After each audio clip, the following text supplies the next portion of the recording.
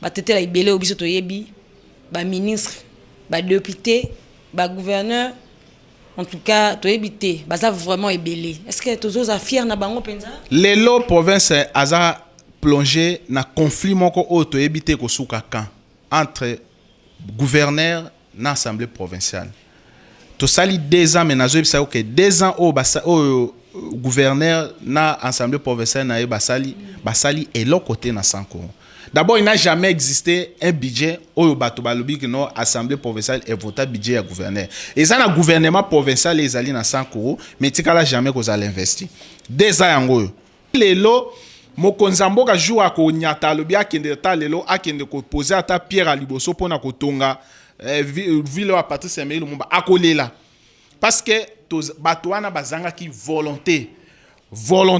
ya ko développer bien ko contribuer pour na développement ya mboka na biso. Tout le monde a école, tout ba université la même la kenda ko inaugurer tité. Mama,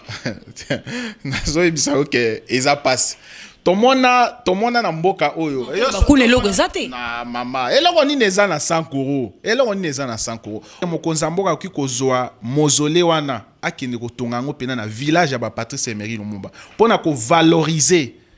ville oyo ya linga mema na kati ya mboka na biso. C'est important pourvu que ba 100 euros bano ba eko botama ba biso yo. Auto vivant Patrice Emery Lumumba te. Biso ba koko na ye. Auto viva histoire à partir sur Mumbate. Tous à la quand même à chaque fois ton monde a qui est là koana. Et à la quand même na moi mémoire mon robo ya kukanisaka bitumba o Patrice Emery Lumumba abunda pour namboka o. Donc c'est pour dire que volonté des athées pas ba kulutu ba tata na biso o ba sala politique liboso. Volonté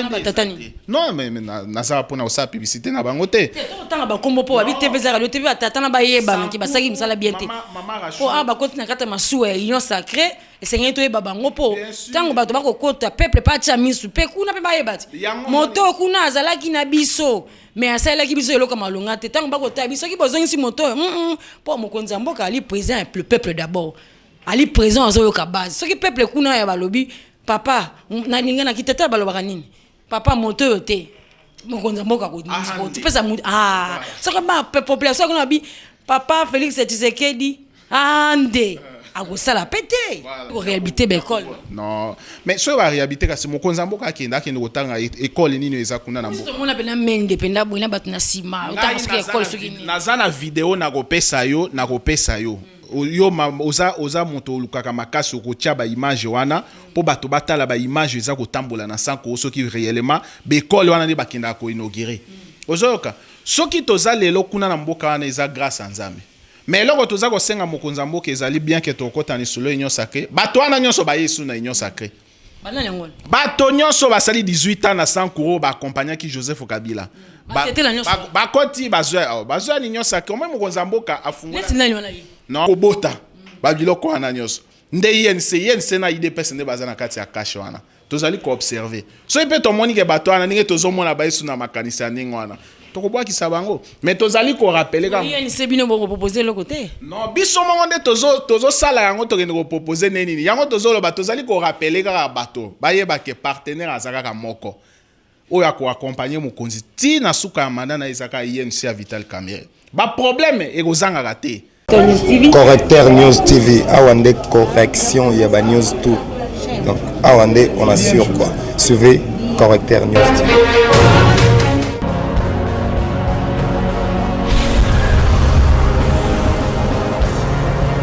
S'abonner massivement. Correcteur News avec Yemoko Krachou. Mbote na bino bandeko ya Correcteur News TV Rachula Caramel molobeli na bino tokute na bino lisu bandeko mokola lelo babi mbote mingi ne wana nazomona bandeko na ya groupe WhatsApp babi village ya Moloka ifati béton vous avez vraiment ebelé et Olivier Massamba mobali ya bato ya mama vie mass na Newcastle na kati ya groupe WhatsApp village Moloka ifati béton vous avez vraiment ebelé papa nanga Dieudonné Umbana Chako vous avez vraiment ébélé longtemps à bino kala mingi to présenter bino invité na sama kola lelo comme on a Gabriel Loketo on a yambi mokola lelo to kolobela na nini na Gabriel Loketo to kolobela penza actualité ya mboka to kolobela déjà 60 ans et papa na biso Emery Patrice Lumumba tokolobela ba l'hôpital to ba cadre nyonso tu ya Sankuru ba tete la nyonso tu lelo to ko sasa bangwa na émission mokolo lelo pe to ko simba lisusu ba actualité ya mboka lelo yo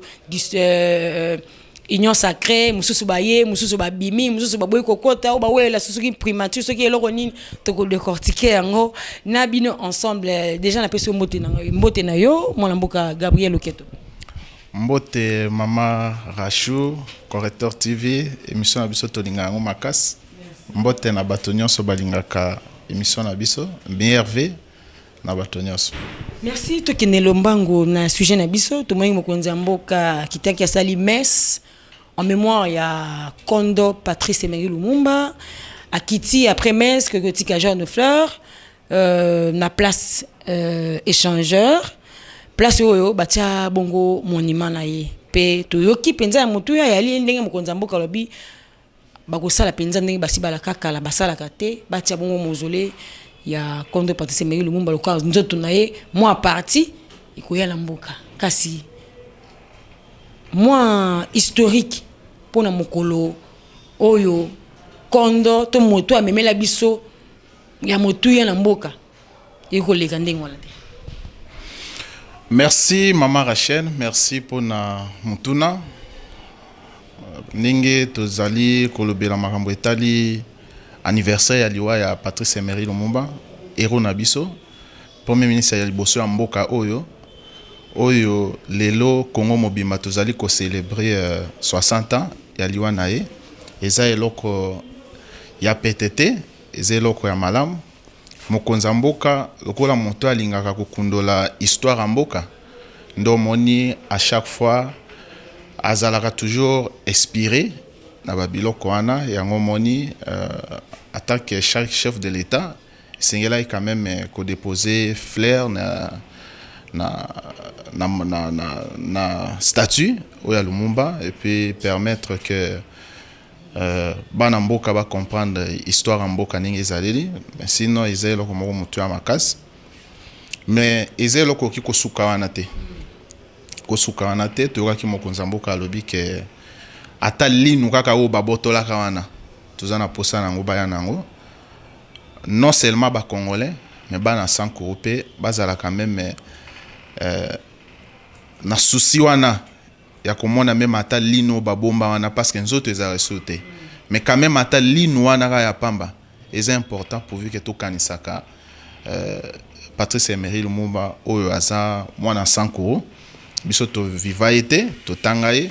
mais toza quand même na posa komona même ata lino wana c'est très important. Alors toyoki kasi mokonza mboka leki a annoncé bana ya Kondo Okito bango pe baye koloba ke soki Emery Lumumba a remporté ki victoire wana ezaki effort na ye mon côté bango bakolela chaque fois nes na messe bazala kité bakendaki soki pe na Fatima bango bazala kité à chaque fois tombe le black Emery Patrice Emery Lumumba to mokolo ya indépendance balobelaka nani Okito te Paul Maurice te. Mais les canisiers on a penza bazali na raison to bali na raison te. Omoni Mama Rachou eloko esengeli o comprendre likamwa nezali ke bato babundela mboko bazebele. Baza ebele makas o lelo soki to mokonza mboka bani ko tanga pona ko sala quelque chose par rapport na bato wana nyonso c'est que vraiment tant ou te kokate. Mais néanmoins bazwa kande quand même moi bato oyo bazala ki un peu liboso ya likanisi wana ozomona ba figure moko ezalaki un peu rare na likambo wana nde bazwaka pona kotombola ngo mais néanmoins ezelo moko ekozala impossible te mais c'est ngaki ata kombola ngo etanga maka quand même non mais ngana viva Okito te mais na tangi Okito c'est-à-dire na histoire ya Lumumba nde biso pe to tangi to yebi lelo Okito Paul et le reste donc baza bandeko oyo ba accompagner Lumumba na guerre wana o bango balukela biso indépendance mboko mais néanmoins Lumumba ndenge to yekola ngo eza Lumumba nde azalaki à la base moto liboso babenga capitaine azalaki liboso pona kobunda na tina ya indépendance ya mboka na biso yango moni mboka na biso ba président o baleka président Mobutu asalela ye ba statut wana na ba président mosusu ne bazoya balinga toujours ko reconnaître combat wana ya Lumumba mais eza mabete ne fiske ata ba geste moko d'amour na pêche mokonzi mboka aza mokonzi ya bato nyonso akoki kopekisa yango te mais kokisa ou bien kosala mwa égalité na sens wana ndi na mona yango lokola mwa mabe mais eza nango pena ndenge moko tokotia yango neti mwa il faut kaka te mais c'est aussi normal toye kolango ba papa okito ba koko na biso ba okito ba koko na biso ba polo o bazalaki na Lumumba donc bango nyonso baza bato babunda bitumba mboko mais Lumumba azalaka lokola capitaine o ya bitumba o biso toyeba donc premier ministre liboso mboka na biso grâce na ye nde biso lelo toyebi eloko babengi bitumba grâce na ye nde toyebi eloko babengi lelo keno soki ozali kolite kobanga te esengeli olite yango grâce na ye nde toyebi lelo ki histoire ya mboka oyo moto moko kotanga akukoma yango te mais kaka ba congolais bango moko nde esengeli bakoma histoire ya mboka na bango donc tu apprendre beaucoup mingi pas Patrice Emery Lumumba. Merci beaucoup, tu apprendre beaucoup par Patrice Emery Lumumba azali vraiment mon la Sankuru non oui. Azali mutete là alors to simba dossier ya Sankuru ezali vraiment la mawa to kaki ya lisolo ya gouverneur ezalaki benda bika lelo tomoni ba gouverneur bayaki na conseil de gouverneur bazalaki ba signer kutu ke ba koti union sacrée ba gérer ba osala mosala ndenge mokonzi mboka esengeli ko réaliser en tout cas vision ya mokonzi mboka mais na kata Sankuru milelo ezali tosimba ba député tosimba ba sénateur tosimba ba ministre nyonso ya Sankuru apparemment ba leka kaka koleka mama Rachou ava tosimba bato yo tangi wana na lingaki na bakisa eloko moko oyo mokonzi mboka promettre pona kosala mozole ya Patrice Emery Lumumba sima ya statut na ye ngai en tant que moto ya Sankuru nalingaki na proposer mokonzi mboka mozole wana basala yango na village ya ba Patrice Emery Lumumba elingeza la malamu pona ko permettre ezate ke ba mozole nyonso to ba statut nyonso o ya bato ba konzi o to biso to yekola bato basala histoire ya mboka na biso bazalaka na Kinshasa mais eza important makasi nenge ya utai ko signer pe ordonnance normal ba animateur ya ville ya Patrice Emery Lumumba eza important mais qui empêche que mokonzi mboka au lieu aba toza déjà na statut o to mona kango Patrice Emery Lumumba c'est bien mais est-ce que mokonzi mboka ki kozwa mausolée wana akinde kotonga ngo pena na village ya ba Patrice Emery Lumumba pona ko valoriser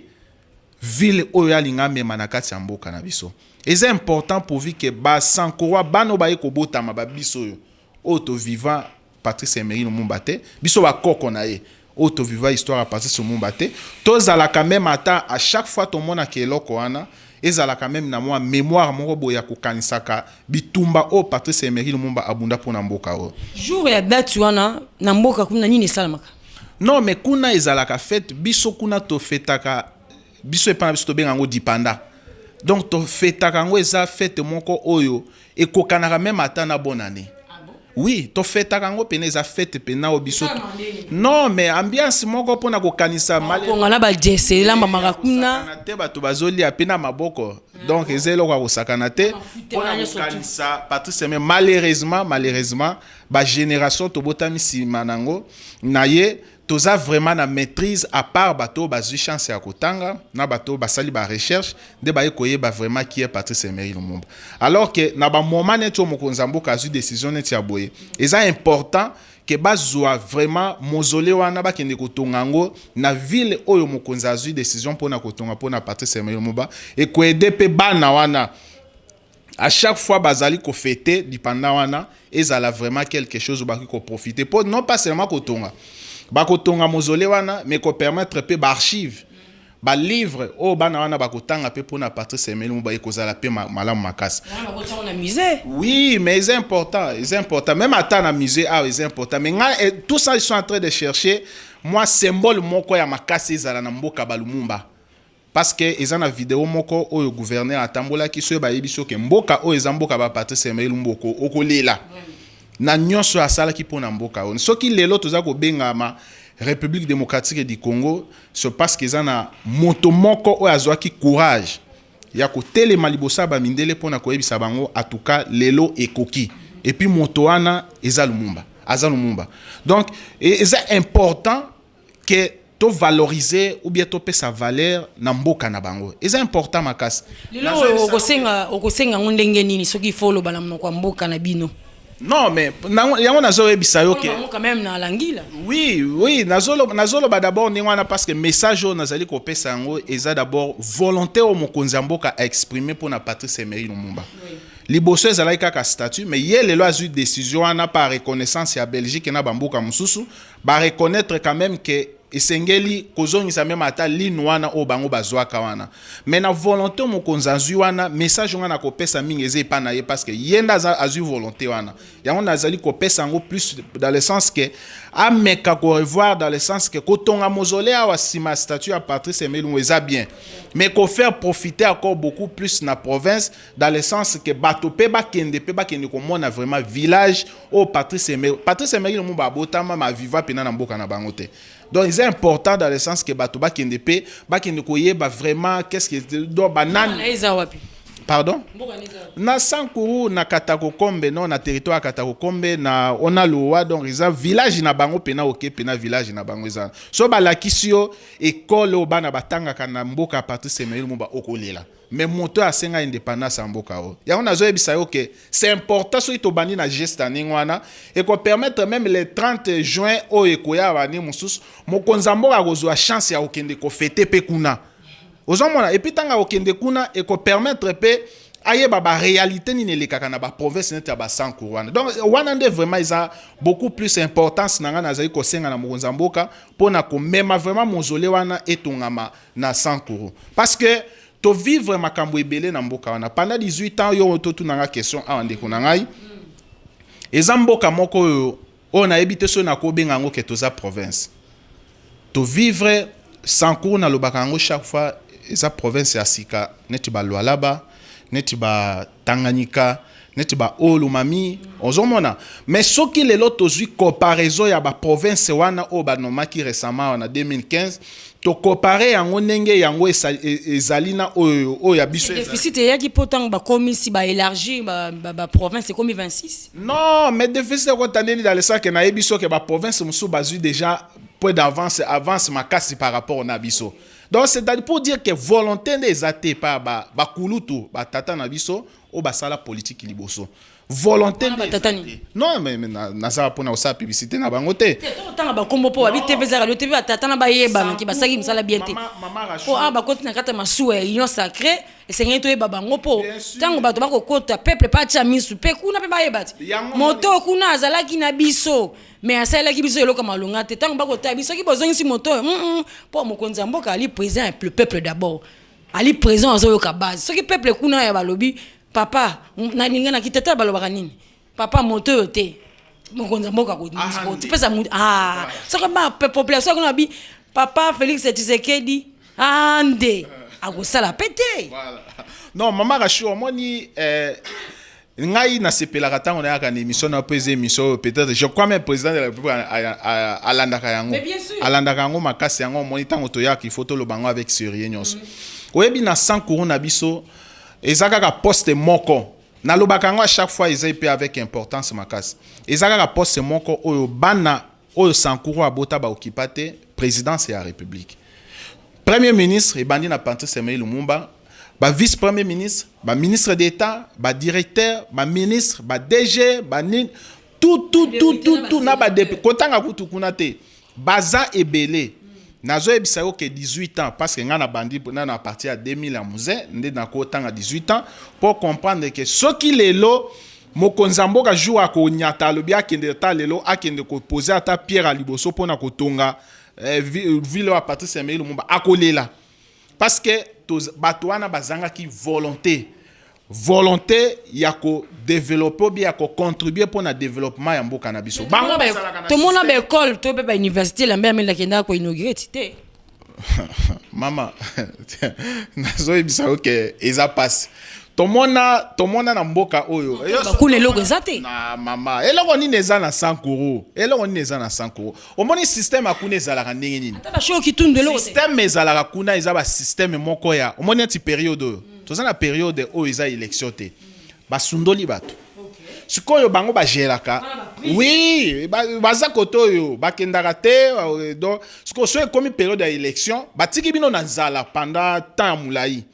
Socio comme période d'élection, nde bakendaka sikoyo na moi lipa, na moi polo, na moi nini, yosko na passe na mawana oza obligé à réhabiliter l'école. Non, mais so va réhabiliter kasi mokonza mboka akenda ke ndotanga école nini eza kuna na mboka. Tout le monde appelle mende penda boina batuna sima, autant parce que école soki ni. Nazana vidéo na kopesa yo,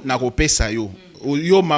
oza moto lukaka makasi kotia ba image wana po bato batala ba image eza kotambola na sanko soki réellement bekole wana ne bakenda ko inaugurer ozoyoka soki toza lelo kuna na mboka wana eza grâce à Nzambe mais loko toza ko senga mokonza mboka ezali bien que tokota ni solo union sacrée bato wana nyonso ba yesu na union sacrée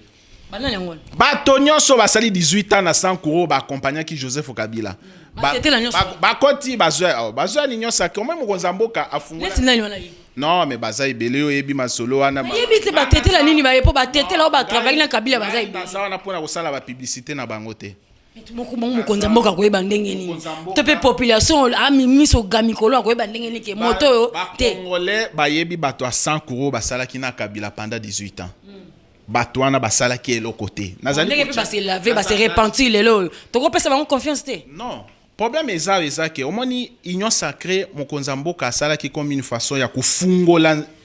nzela pona ko pesa opportunité bana mboka baya ensemble benga ngo FCC bis dans tika babiloko wana eza babiloko alukuta baya ensemble to pesa likanisi pour to développer mboka mais ezate que ceux qui ont na union sacrée c'est que d'office il faut un poste ndé loko siko bato ba compagnie to quoi gros poisson le roi la mer mende ndenge pe alobi que non il a depuis aza politicien ya haut niveau aza politicien mukiete muta ndenge wana pena ye pena union sacrée bo pese poste mais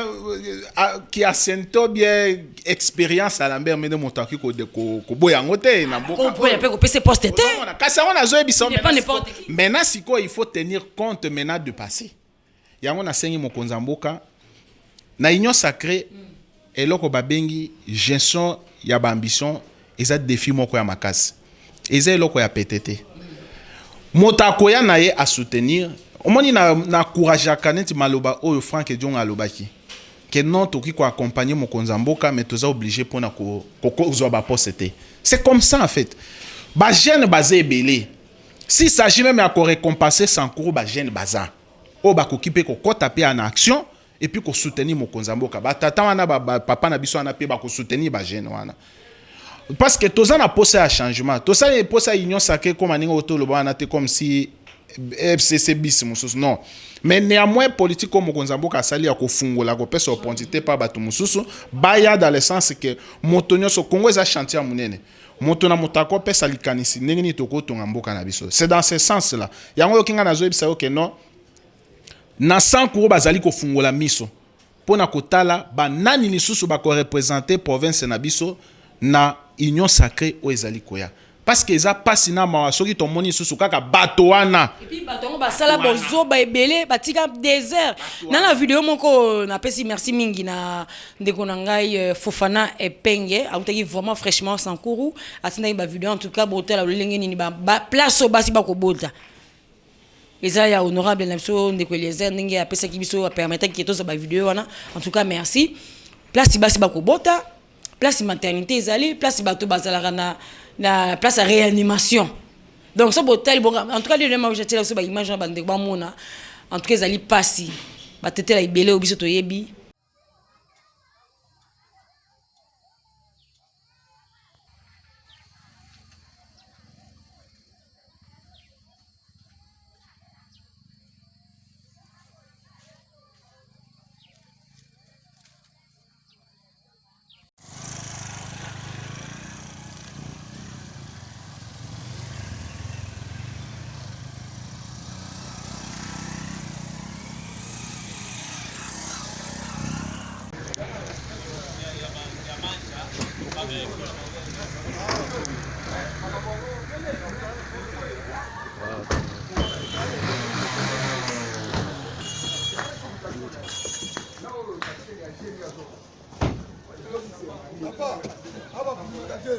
ndeko tomonaka loso ka na sake bomona ndenge bamama bauti bilanga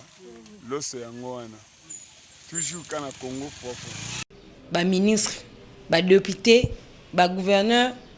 en tout cas, tu évité, ça vraiment ébélé. Est-ce que tu as fier na bango penza? Lelo province aza plongé na conflit moko o to évité ko suka kan entre gouverneur na assemblée provinciale. To sali 2 ans mais nazo bisa que 2 ans au gouverneur na assemblée provinciale na basali et l'autre côté na Sanko. D'abord, il n'a jamais existé un budget où il y a assemblée provinciale et voté budget à gouverneur. Et ça, le gouvernement provincial, les alliés dans 100 euros, mais il n'a jamais qu'on allait investir. 2 ans, vous croyez vraiment que la volonté ou na pina batani ou na bazana pour ça que quelque chose dans 100 euros? C'est-à-dire beaucoup peut se confiance non pas le gouverneur Mukuma Dité. Non, mais nazo ebisayo que na problème nini ou bato bazana possibilité à trouver solution te. C'est ça le problème. Bato basepela ki bamona ki tango gouverneur ya sika aye. C'est-à-dire que non pour un changement. Mais malheureusement ninge nazo ebisayo eroyo. Conflit ezali ko persister, bazolo c'est un problème juridique, c'est un problème soki politique, mais banda ba dossier wana ça soki na cour nini awa pour na ko résoudre ngo ti lelo ezate. Soko tuni président assemblée provinciale a repère sa version na ye. Soko tuni excellence à gouverneur ya Sanko a repère sa excellence na ye. Mais a repère sa yo version na ye. Mais bato bazali ko souffrir eza population à Sanko. Mama nazana sonya kolobelo ko mokote parce que oti kolo makambe tali basine bazobota. Oyebi na Sanko soki ezalaka jeune moko. Jeune moko azali ko sala trafic ya avion. Soki ezalaka jeune wana te mbelelelo même avion kitaka na Sanko route. Et puis ce sont des jeunes où il fallait qu'on soutenir. Et puis balobi kuna pe diamant pesa. Ko soutenir. Mais non, nazo ebisa que toza province morona loala bana ba mususu nyonso oyo eko kakito développer eloko moko pona ko pesa valeur na mboka na biso. Mais comme bato nyonso bakendaka pona ko sala musala na province ba seyisaka vision anate eza mwa passe. Yango nazo ebisa que lelo soki province na biso avion ezo kiteza par pona grâce à jeune wana. Et puis avion o na ka personne teza babenga yo au poteau eza ye moko motaza ko kitisa avion na Sanko. Donc ce qui est à lobby lelo akati contrat na ba partenaire na ye c'est ka gouverneur ou Mukuma Joseph et l'autre côté avion ko kitisa na Sanko te jeune wana. Mais eza ba jeune moko il fallait ko soutenir pour va développer ne fisc atambo cannabiso. Mais au komona bakaka ba guerre moko tinate. Mais tout le bakoumna c'est que ba jeune ya Sankourou ndé ba la linga la pété ba péré ba inconscient to bazana ko continuer ko rêver to ko zanga ndé moyen ya ko s'exprimer. Non ko lo ba péré bien ko zanga eza moi passe mais baza bato moko ba kanga en otage. Ozoka ba jeune ya Sankourou ebele baza fermé na système moko boy. Na système wana kasi nazo ebisa yo ba ne nyonso yoto le kawa na système wana ezali komona na comme si sans système wana mboka ekobonga te. Alors non mais système ya kala oti koleka non système ya kala oti koleka 18 ans mboka na biso. Donc soki ozana bato wana te ba vie wana te ba papa na biso wana te c'est que mboka yoko okobima te to kosala quelque chose te. Alors que bazali ko baby sande à venir à ba jeune wana. Lelo eza difficile pour trouver ba jeune o bazana courage. Ya koloba non na likambo tel eza moi pas soko lobelo kwa ningo na babengi impoli ba lukeli ba stratégie mususu pona ka ko affaiblir yo yango moni lelo ba jeune ebele baza lokola ningo to lo ba péri mais ba périté mais soki lelo ba jeune bazui conscience ya ko telema réellement pona ko telemela ba système na injustice na makamunyo sozali ko likambo kana biso je crois sans cours dans 5 ans et ko pesa image mususu. Alors, point de vue na yo, vous allez moyimboka ou comment l'actualité en boka ndenge ko kende. Konza mboka to le bia wa afungola ki champ après si possibilité na bandeko nyonso to koyoka la mikili ya likolo ndeto ba sous la toile et ko tambola. Négociation Moïse Katumbi, Jean-Pierre Bemba et ko pesa moi nungu ba ko yela likambo ba poste. Alors, to éviter mboka oyo et au temps bolandengeni pour union sacrée ils ont massou et côté si batu nyos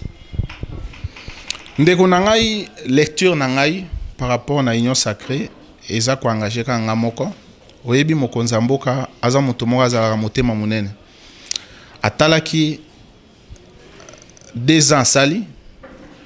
majorité azalaki nango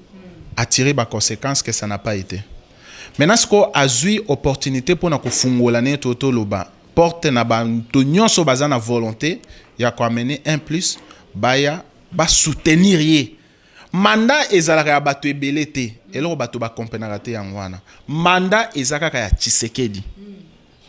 jamais okoyoka ba ebiso ke 3 ans yoto 6 ngesi la awa ekozala 3 ans ya Bemba ya katumbi na Tshisekedi faux eza mandat kaka ya président Félix Tshisekedi ye afungoli nzela lobi boya bo soutenir ngai mais soki ba bengi bino boya bo soutenir ngai elinge lobate ke boya bo s'imposer ou bien boya bo pesa ba point de vue na bino koleka ou bien ko détruire o eza na mutu na ye c'est apprendre ou à laisser soki bon moni ke non likanisi o ya pesi ezo sepelisa bino te vous n'avez qu'à laisser eza na choix moko ko tirer ba ko toyebi histoire ya bato na ninge likaki même na Genève ngana lobaka ngo chaque jour que UNC ezali parti kaka moko o eza na sincérité na honnêteté pour na ko accompagner président Mboka oyo parce que a démontré ki yango mama na Genève bakendaki na Genève nyonso ba trahisaka mokonza Mboka histoire ba yebi yango mais kaka bango mi baletango bakangamaki basali cash lelo toza na pouvoir yango moninga na sali ko benga mokonza Mboka esengeli ko revoir makambo très bien toboite cash ye moko akoki ko sala musala ote yango mono fungoli nzela pona ko benga batu mususu baya ba soutenir vision na yo mais il faut koyeba ete partenaire ou aza principal pona ko accompagner jusqu'à la fin ya mandat na yo ezaka ka INC ezaka ka INC ya Vital Kamerhe parce que bango baza honnête et sincère na yo tango bandimaki balobi noto échoué ou bien to ba trahi biso na Genève tokende tokangama yango lelo toza na ticket gagnant fativite c'est-à-dire mbutu ekokota ya Moïse Katumbi Bemba tout ça to babwakisa bango bazwaka Vital Kamerhe UNC non bango moko balongwe parce que bayaki na ba intention mususu nde yango wana il faut ko ndimango bayaki na ba intention mususu yo so mona neni nozoye ko sunga moto oye ko sunga moto mokomo ya ko imposer moto est-ce que ezalaka mama na ngai ezalaka te yango moni sikoyo eza nango ENC azalaka po ENC ezai cash ndazali ko bota babiloko wana nyonso cash asalaki alliance na FCC esimbite tukati siko alobino tobota siko lisusu union sacrée nde union sacrée abotami tozali ko observer cash azali ko la babenga onini moto azali ko bota babiloko wana nyonso nde INC na IDPS nde bazana kati ya cash wana tozali ko observer so ipe to moni ke bato wana ninge tozomona bayesu na makanisa ningo wana tokobwaki sabango mais tozali ko rappeler ka INC bino boko proposer le côté non biso mongo nde tozo sala yango tokende ko proposer neni yango tozoloba tozali ko rappeler ka bato bayeba ke partenaire azaka ka moko oya ko accompagner mokonzi ti na suka ya mandat na ezaka INC ya Vital Kamerhe ba problème ekozanga raté tozana ba problème on est na vie même ata na famille problème nini oh ya détournement non wana buto benga o détournement te mama yo ebi yango te gouvernement oti ko reconnaître déjà que banda ko ezali ko pola na ba port bakene ko zwa yango omoni ba procès omoni le kaka nda ba procès ai kana objectif moko ko kanga 100 jours ya mokonzi réussir te vous comprenez ezali na mission kaka yango wana po ba kamwa kineni dans 100 jours mokonza Mboka asali makambo asali omoni lelo bato ba mati sotu muto ezaka na 100 jours wana ça bien nini union sacrée bato na bakoti masu ape masu asikosuki ekomi ko tambola na mai Vital Kamerhe est toujours en prison non Vital Kamerhe aza moto mais simanaye aza na bato ozoyoka INC eza parti lokola ba MPRT INC eza lokola ba parti omoni eza ko limwa ote INC eza système obimba eza na idéologie moko balandaka même ata leader azate mais balandaka vision moko boye même à partir ya prison à pesa ba orientation ozoyoka mais jusqu'aujourd'hui tozali kozela toujours na niveau ya procès sika ezaleli et toza ko continuer toujours ko réclamer innocence à mokonzi na biso tanga akobima ako rejoindre parti sika azali pe to ko continuer liboso. Très bien, merci beaucoup. Tu comme Souka. Alors moi un mot de la fin pour la bande de ko bazi vraiment liboko Olanda biso depuis bande pe to comme Souka. Bon, moi yanga na Souka mama Rachou ezali toujours parce que lelo bing singa une émission leleza par rapport na 60 ya liwa ya Patrice Emery Lumumba nazali ko senga mokonzi mboka kaka eloko moko. Nazali ko senga vraiment eloko moko kaka ningo oti ko signer ordonnance pour na ko créer Lumumba ville. Et c'est important au landela yango pour na ko mettre yango ne fiske en application ba sankura ba bénéficier na ville wana et puis nengo ti ko zoape décision pour na makambo itali mausolée sala mausolée wana na 100 euros batan 100 euros ba ko remercier au koleka ke o sala ndayebi Lumumba za motoka ya 100 euros te parce que akomaki moto moko na dimension mosusu eza national pe international nayebi yango mais nalingi ko faire appartenir yango na sens wana te mais nazo pesa yango valeur wana dans le sens que tango ba ko mema eloko wana na mboka ba Lumumba et ko permettre même motauti États-Unis akini ko tala mausolée ya Lumumba na village naye a découvrir pe Sankuru et ko bénéficier na ba na Sankuru ko le bon na ba kambinyo surtout na ba obaleki na ba baza lelo baza na Sankuru ba ko pesa penza espoir na ba na Sankuru te na moi un mot mingi penza na langila po bango pena ba avant loba na munoko ya mboka nalingi naloba d'abord na ba peuple Congo bayeba ke message mo nazoyebisa bango balinga province na bango balinga province na bango et puis ba pesa chance na ba jeune ba soutenir lisusu mboka na bango parce que moto moko akosala eloko na mboka na tengi Lumumba akoma aloba ke histoire ya mboka oyo ni na États-Unis ni na Bruxelles mais ba congolais ndi ba kokoma histoire ya mboka oyo yango nazali koyebisa bango tochike etema wa mindo to langue province ka kiso ndoko to la yo chotolongo so la province ka kiso ile choix même naka wakasale koka show opportunité la takina wasale quelque chose voilà message nangai yangwana. Merci beaucoup. Tokomina Souka, bandeko ya groupe village de Molokai Fati Betan bozaki vraiment attentif. Na moni bino bozaki vraiment ebele bandoi nanga omba na chako maman Anastasie, vraiment bozaki ebele, maman Françoise, babi mon vieux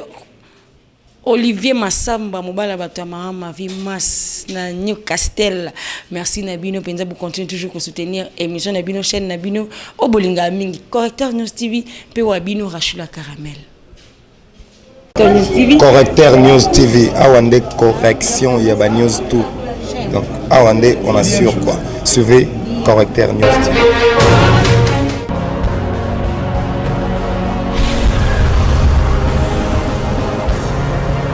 S'abonner massivement. Tu as vu Correcteur News avec Yemoko Rachou.